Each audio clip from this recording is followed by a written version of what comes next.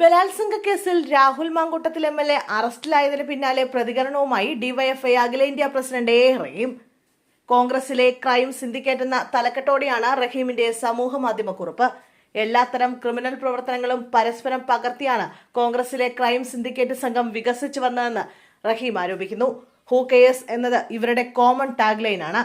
കയ്യിലുള്ള കള്ളപ്പണവും 1-2 കോളിൽ മൊബൈലൈസ് ചെയ്യാമെന്നുറപ്പുള്ള കോടികളും പവറും പണം കൊടുത്ത് മാനേജ് ചെയ്യുന്ന സോഷ്യൽ മീഡിയ ഹാൻഡിലുകളും കൊണ്ട് എന്തിനേയും മാനിപ്പുലേറ്റ് ചെയ്യാമെന്ന അഹങ്കാരമാണ് ഈ സംഘത്തെ നയിക്കുന്നത്.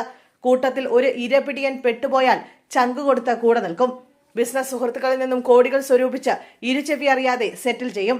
എല്ലാം കോടികളുടെ കളിയാണ് എന്നേ ഉള്ളൂ.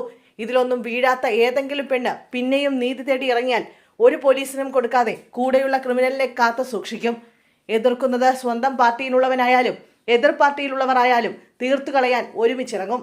സോഷ്യൽ മീഡിയ സന്നാഹങ്ങളെ ഒരുമിച്ച് നിന്ന് ഉപയോഗിക്കും. ഒന്നിലും ഒരു എത്തിക്സും ഉണ്ടാകില്ല.